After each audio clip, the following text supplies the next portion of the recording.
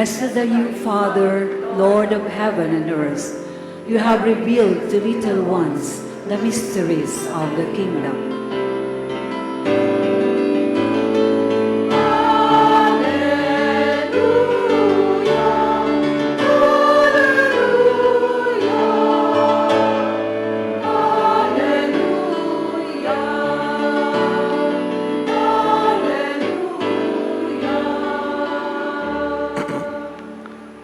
The Lord be with you. And with your spirit. A proclamation from the Holy Gospel according to Matthew. Glory to you, O Lord. At that time, Jesus exclaimed, I give praise to you, Father, Lord of heaven and earth. For although you have hidden these things from the wise and the learned, you have revealed them to little ones. Oh yes, Father, such has been your gracious will. All things have been handed over to me by my Father. No one knows the Son except the Father, and no one knows the Father except the Son, and anyone to whom the Son wishes to reveal him. Come to me, all you who labor and are burdened, and I will give you rest. Take my yoke upon you.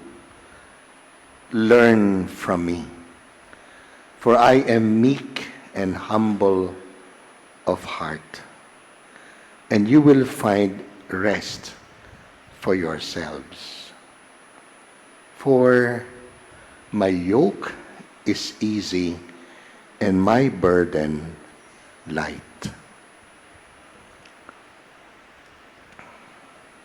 The good news of our salvation. Praise to you, Lord Jesus Christ.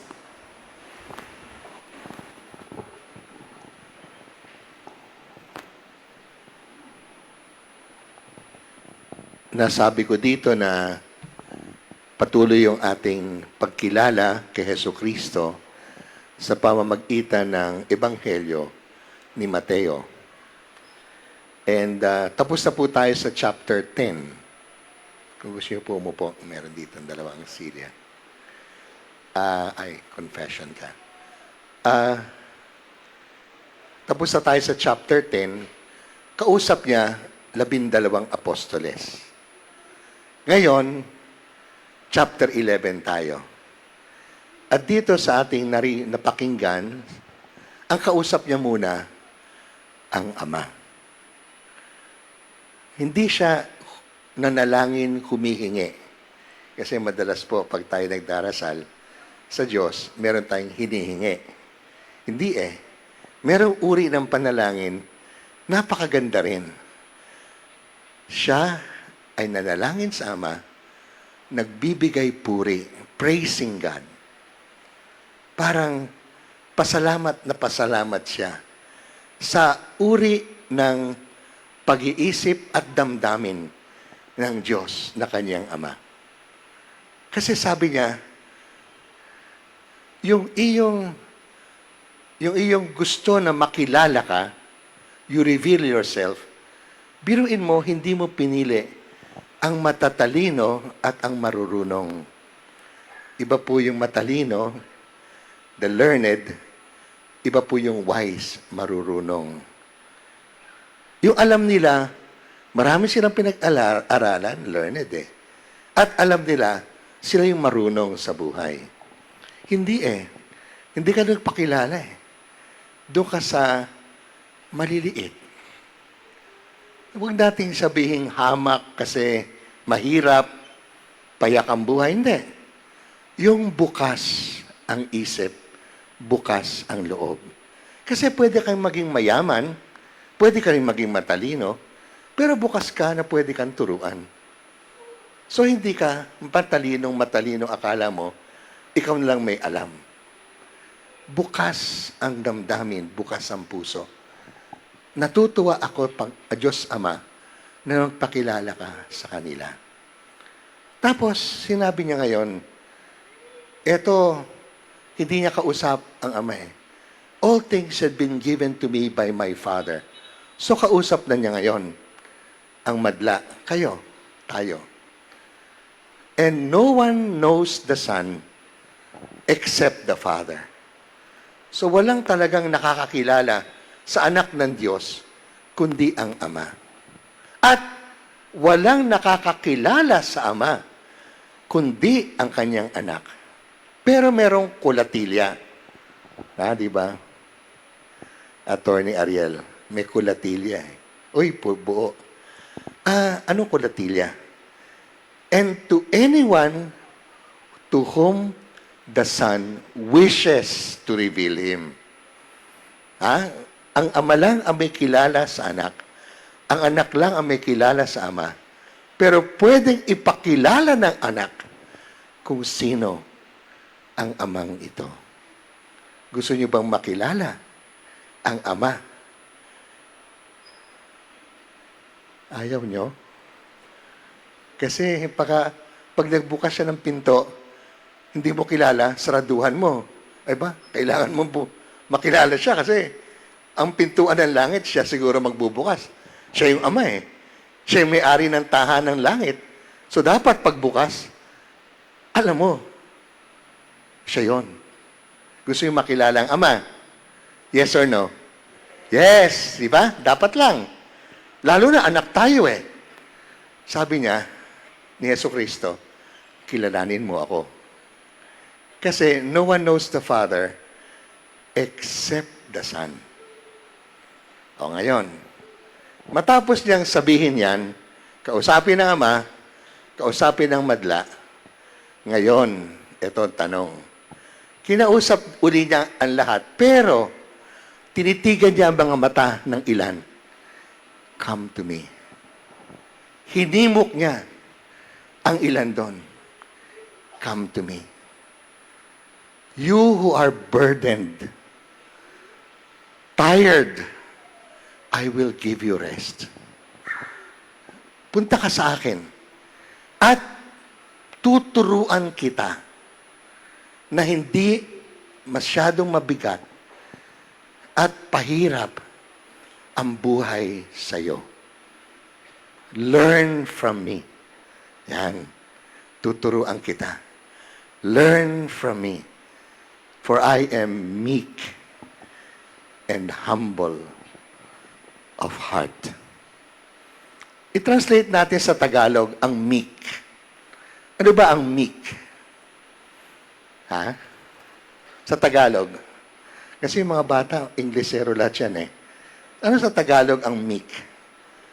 Maamo. Thank you, Cynthia. Maamo. Diba? Ano kabaliktaran ng maamo, Freddy? Matapang. Mas matapang pa sa matapang. Maangas yan. Mabangis. Di ba? At therefore, nakakatakot. Maamo, hindi siya mabangis. Ano yung humble of heart? Tagalog. Mapagkumbaba o mababa ang loob. Di ba? May kababaang loob. Maganda yung may loob eh. Hindi lang mapagkumbaba. Yung loob na loob niya, mababa. Marunong siya magpakumbaba kasi mababang loob. Sabi ni Jesus, take my yoke upon you. Ang yoke, pamatok ng baka. Pero doon, sa tigas ng lupa sa Israel, normally, kailangan mo 2 baka para ka makapag-araro. So, yung kanyang pamatok, double. No? 2 ganon. Kasi dalawang baka, sa ating kalabaw, syempre, ang hihila. Dahil nga, mahirap araruhin, 2 yon, so 2 kanyang pamatok. Maamo at mababang loob. Take my yoke upon you. Learn from me. Because my yoke is easy. My burden light.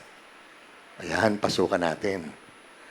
Pag ikaw ay maamo at hindi mabangis, at ikaw ay may mababang loob at hindi arogante, di ba? Sino kaya yung madalas, Fidel, sino kaya yung madalas arogante? Kasi nangako ako, hindi ko siya tatanungin eh. Pero sa inyo, hindi ako nangako eh. Fidel, sino kaya yung madalas nagiging arogante?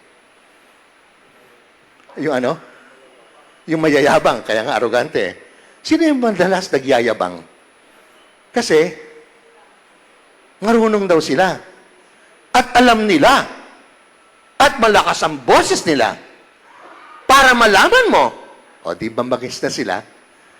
Ganun daw ako sa opisina. Humingi ako sa akin malapit na staff. Sabi ko, Pidge, ano feedback mo sa akin? Father, pag may gusto ka at kami ay hindi mo a-action agad, nagtataas ka ng boses at malakas. Tatakot kami. Talaga? Ganun ba? So, di ba ang bait ko dito sa homily? Huwag kayong magtrabaho sa akin. Kasi ang tawag sa akin, Russian. Rush yan. Anong pakupat-kupat? Rush! Di ba? So, mahirap po ako. Alam niyo bakit? Sa tingin ko, sorry hindi ako na magtatas. Marami na ako na pag-aralan. Sa tingin ko, sa edad ko, marami na akong alam at marunong ako, di ba? Totoo yun Hindi ko sinasabi na wala akong pinag-aralan at di ako marunong. Pero paano ko pinaparating ang aking karunungan? Meron bang kaamuan o may kabangisan? Pwede kang maging maalam Pwede ka talaga ikaw ang nag-aral. Pero kung isa ay hindi naintindihan ka, kailangan ba magtaas ka ng boses para maintindihan niya? Sa tingin mo ba, sa lakas at tono, mas maintindihan ka? Or, hindi ko kayo tatanungin Pag kinausap kita, Ining, kamusta ka? O ba't ka nakatawa? Kasi bumaba ako. Pag nasa taas ako, ang tingin niya sa akin, pataas ako pababa. Pag sabi ko, Kuya, kamusta ang buhay? Di ba? Pero alam mo, kanina, may ginawa kang mali Hindi maganda. Ano po yun? Pag sinabi ko sa kanya, alam mo, may ginawa kang masama. Nay, di ba nangyayari yan? Magaling ka magluto no? Alam mo bang hindi masarap ang niluto mo? Pwede tayo maging maalam. Pwede tayo maging marunong. Yan ang problema namin mga pare. Akala namin, utos ng pare, utos ng hari. Mali kami. Sabi ni Bishop Sok, hindi namin alam lahat. Sabi ni Cardinal Tagle, kailangan tayong makinig, mga obispo. Di natin alam lahat. Kailangan tayong makinig. Ano ba alam namin sa pagpapalaki ng bata? Ano alam namin? Tapos, sermon-sermon kami dito tungkol sa mga paano mo alagaan ang mga bata. Mas mabuti siguro. Kayo ang magsabi. Kasi kayo ang nakapagtaguyod ng bata at marahil successful sila, di ba? Yon. Kapag maamo at mababang loob ka, kahit ikaw yung may alam at meron kang sinasabi, kahit sinisita mo, pero pinupuna mo, pero Hindi mabigat. My yoke is easy, my burden light. Bakit? Yung mabangis, yung mabangis, yung arogante, sa simula lang yon. Pero pagdating ng gabi, alam mo, may nasaktan ka. Di ba? Alam mo, bago ka matulog, tingnan mo ng konti ang asta mo ng araw na yon. Tapos sabi mo, ba't ako, marami akong kinausap, nagyabang ako. Ba't ako galit na galit ngayong araw na to? Mga kapatid, hindi mali na nagkamali ka. Ang pinakamali sa pagkakamali, hindi ka natuto. Nakalagay doon, no left turn. Nag-left turn ka, Fidel. Hindi mo nakita. Kasi matanda ka na, kamukha ko. Di ba? Nahuli ka. Di ba? So sasabihin ko, pari po ako. Ay, Father huwag mo nang uulitin. O, di ba? Pag ikaw yon, amin na lisensya mo. Pulis siya Ako, pari ako Marami daw kang pinapatawad, kaya pinapatawad kami ng pulis. Pero sabihin ko sa inyo, kita nyo, meron akong edge sa inyo. Sasabihin ko lang, pari ako ano ngayon kung pari ka? Lalo na pag INC yan. Di ba? Kala nyo lakalusot lang yung lahat ng pari. Pero, alam nyo, pag nag-arugante tayo, defensive ang tao Defensive talaga So, ang mas mahalaga, pagdating ng gabi, tanungin mo naman sarili mo, sa linggong ito, para merong salita ng Diyos, naging mabangis ba ako? O naging maamo? Sa anong lugar, maging sa pamilya, sa mga anak, sa inyong asawa, sa inyong kasosyo, sa inyong mga business, saan man kayo? Sa araw-araw, nakabigat ba ako? Kasi, kung nakabigat ako, nakakabigat din sa akin. Bakit? Tao yun Tao din ako. Kapwa ko yun. So, dahil kapwa ko, sa pool din ako. It's okay. That's okay. Alam naman namin yan. It's okay. Pero, tao tayo kapwa natin yon. Kung hindi ka tinamaan ng arugante mo, ay maghunos dili ka talaga. Lagot ka. God forsakes the proud. Iniiwan ng Diyos ang mayabang. Ayaw mo ako pakinggan sa gabi? Iwan kita dyan. At alam nyo, makakatapat ka. Yabang mo. Road rage ka dyan. Kumuha ka pa ng baril. Inambaan mo ng baril. Mas maganda yung baril niya Smartphone. O pinatawag ka ngayon ng pulis. Pero mo, nag-arrogante ka. Tapos ang kinalabasan, nakapagpabigat ka, pero ikaw ngayon, mabibigatan. Kasi, nakatapat ka. Nakatapat ka rin. Siguro, hindi siya arrogante ka mukha mo, pero nagsumbong siya. At doon, hindi ka pwede maging arrogante. Hindi ka pwede magsabi, pare po ako ba't kami baril? Diba? So, maigi ba ito ang pinag-uusapan natin? Salita ba ito ng Diyos? Kinakausap ba tayo ng Diyos? Ako, oo. Bago ko ito sinesermon sa inyo, inaaral ko, ano ba ako dito? Tatamaan ba ako dito? Oo. Totoo. At inaamin ko sa inyo, mahirap maging pare. Kasi akala namin, alam namin lahat. Kaya tama ang mga obispo, makinig naman tayo. Yon ang ginagawa ngayon sa ating simbahan ni Pope Leo. Kung dati-rati, ganito nga ang assembly, nakaupo kayo at ang Santo Papa nakarito. Ngayon, umuupo siya sa isang round table. At hindi niya pinipili ang highest position sa simbahan. May kasama siyang babae, may kasama siyang gantong laiko, meron siyang anyone. Bakit? Kasi yung opinion, yung alam mo sa paniniwala, pwede mong sabihin. Baka nga, hindi namin alam. Sobra kaming nasa opisina, hindi kami nakalapat sa baba. Kailangan namin lumapat ang paa namin sa baba. Para sa ganon, totoo. Hindi lang aming ituturo, pero totoo po ang aming tingin sa aming sarili. Hindi namin alam lahat.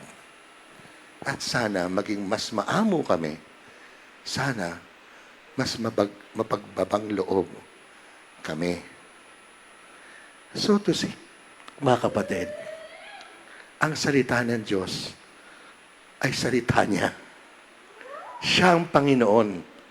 At imagine niyo po, ang anak niya magiging tinapay. Mas mababa pa sa tao. At hindi makapagsilita yung tinapay na yan. And yet, bakit? Mamaya, pag itinaas ko yan, yung tinapay naging katawan, ba't kaluluhod? Ba't kaluluhod? Tinapay lang doon, nakikita mo. Hindi. Kinakausap ka niya sa loob. Ang tawag doon, the voice within. Yun ang kanyang pamamayani. Yun ang sakop ng Diyos. Huwag kayong matakot. Sino man dyan ang mayabang, sino man dyan ang makisig, sino man dyan ang makapangyarihan, kakausapin ng Diyos yan. Lahat ng tao nasa kanyang poder. Pero, hindi siya dahas. Yung isip mo sana, Diyos, Panginoon, itong gawin mo. Okay. I end with this para nakabaksak tayo sa lupa. Ilan po dito nag-senior citizen na? Taas ang kamay. Ako isa. 1, 2, 3. Bata kayo 4, diba? 5, 6, 7, 8. Senior ka na? Saan ka senior ka na? Wow. Dami ka. Sino senior? Wow. Kahapon, meron akong pinagmisahang namatay. 57. Diba? Kala nyo, 57 lang, patay na. Bakit hindi tayo? Yung lahat ng taas, ba't di kayo kasama? Senior ka na. Siya 57 pa lang. Hindi pa nagkaroon ng 20% discount. Diba? Kahapon, pareho kasi anticipated mass. Sinabi ko sa mga tao, pupunta po tayo sa sementeryo. Tingnan po natin ang kahantungan na ating kamag-anakan. Magyayabang ka. Sa puntod, pantay-pantay tayo. 6 feet underground. Para yung agnas mo, hindi makahawa kung meron ka mang sakit. We are all equal in death. Paano mo iisipin? Mas marunong ka at meron kang angas. Panginoon, turuan mo kami. Maging mababa. Ang loob, kagaya mo. Learn from me. I believe in God, the Father Almighty. Almighty, great